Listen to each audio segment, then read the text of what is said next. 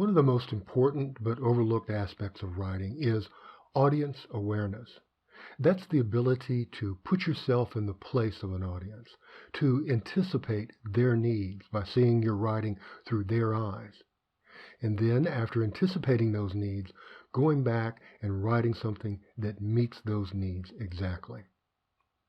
Let's start this discussion of audience awareness by this quote from cognitive psychologist Ronald Kellogg, who's the author of The Psychology of Writing, and he wrote, "The primary psychological difference between being a novice writer and an advanced writer is an awareness of audience."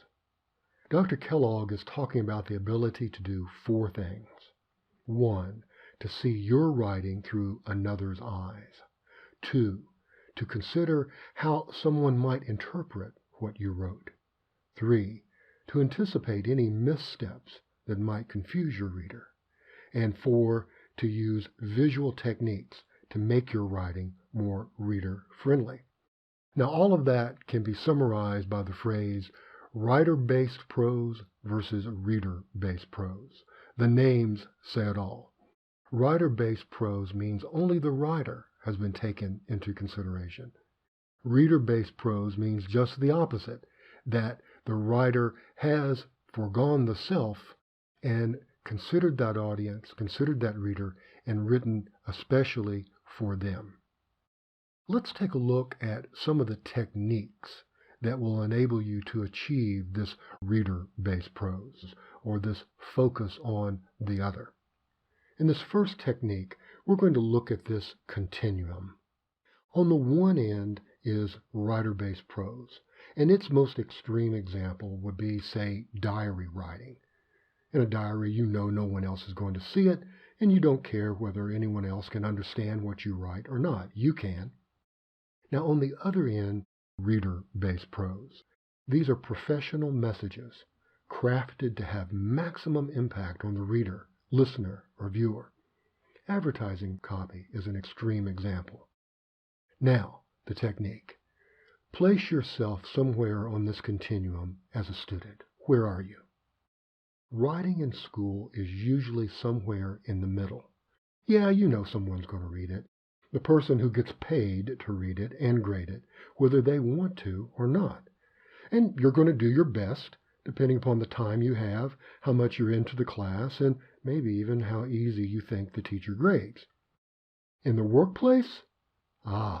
Now you know that you've got to push yourself more to that reader-based prose end of the continuum. And that's where this training and these techniques come into play.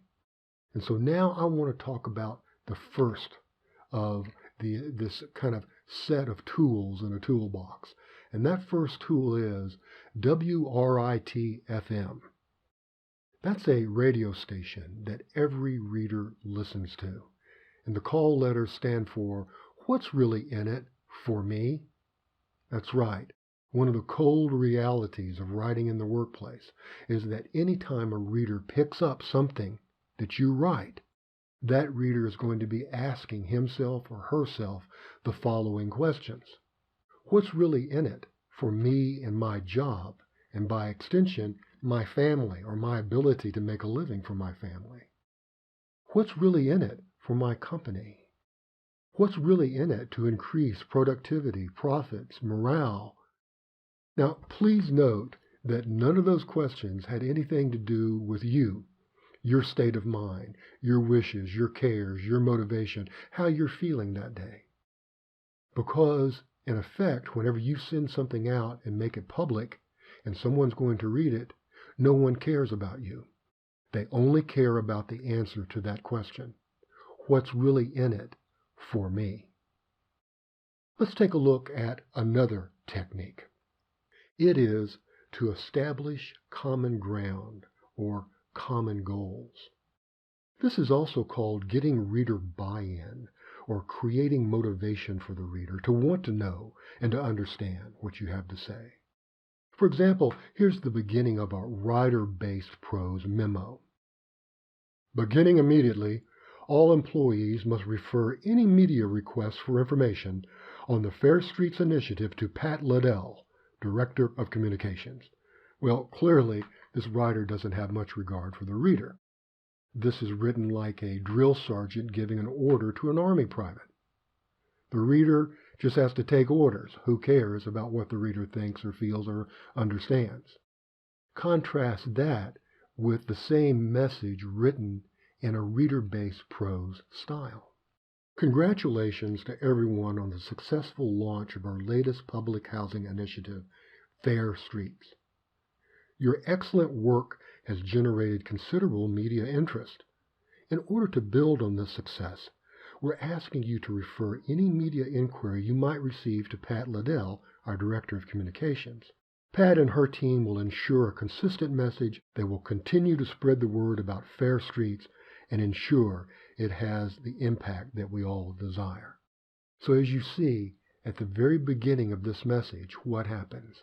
The writer intentionally sets out a common goal, common motivation to get that reader buy-in, and more importantly, treats that reader with respect and a positive attitude to help set that common ground.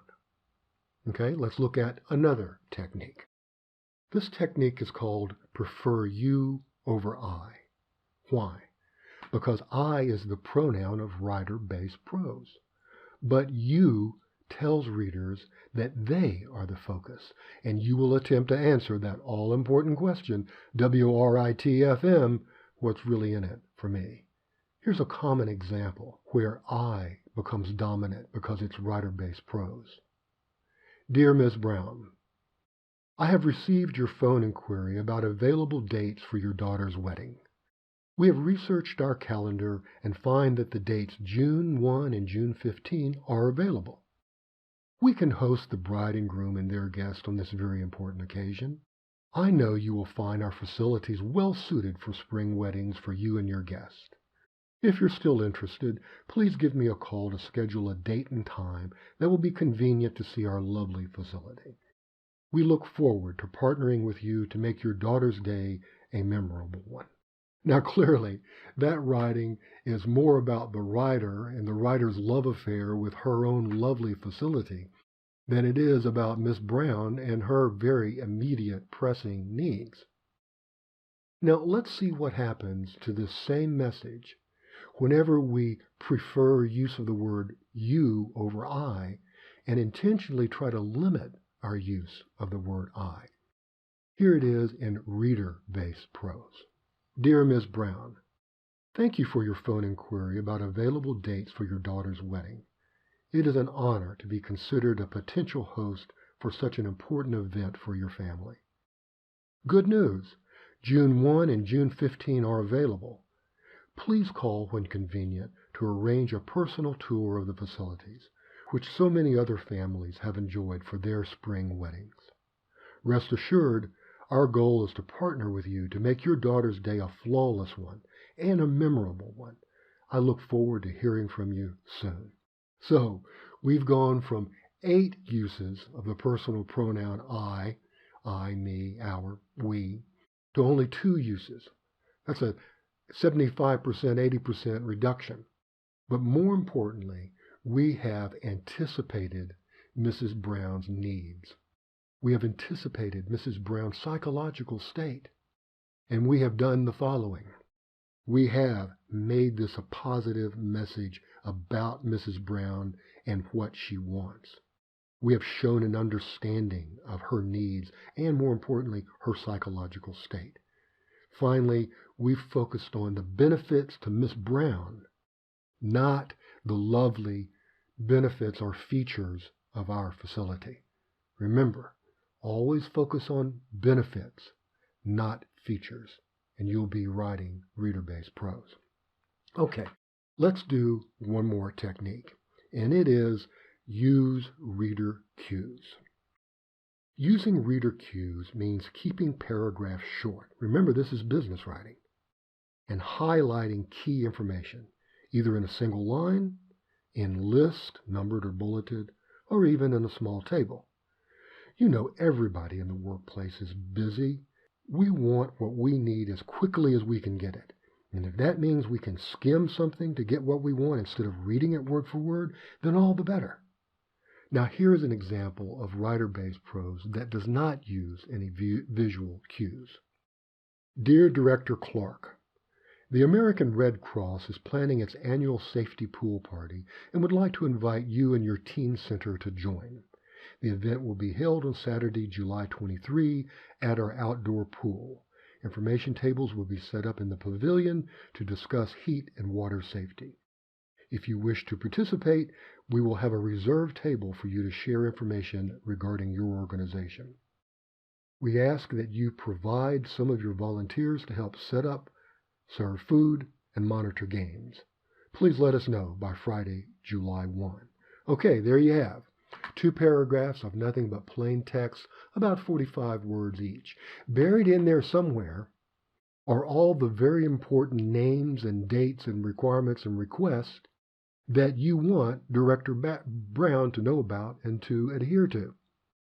Is there a better, more visual way of writing this that would give Director Brown a better chance of responding to it? Let's take a look.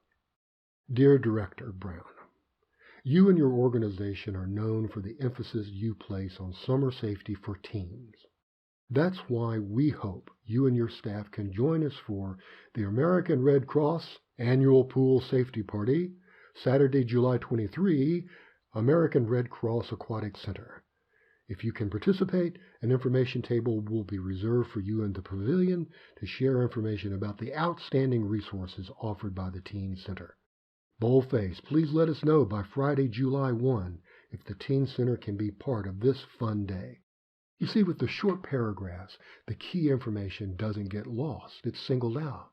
We also use that invitation type spacing in the middle to actually give the who, what, when for the event. And then finally, the bold facing helps get the director's attention so that the director can be sure to know that a response is requested. Okay, so there you have some techniques for increasing your audience awareness, and increasing your audience awareness, being able to shift your writing on that continuum more toward the reader-based prose area. And you're doing that with 4 techniques. Let's review them. They were WRIT-FM, what's really in it for me, establishing common ground, preferring you over I, and using visual cues. Do those things.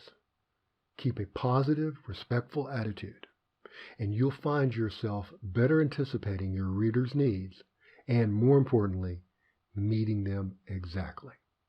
Okay, good luck with your audience awareness.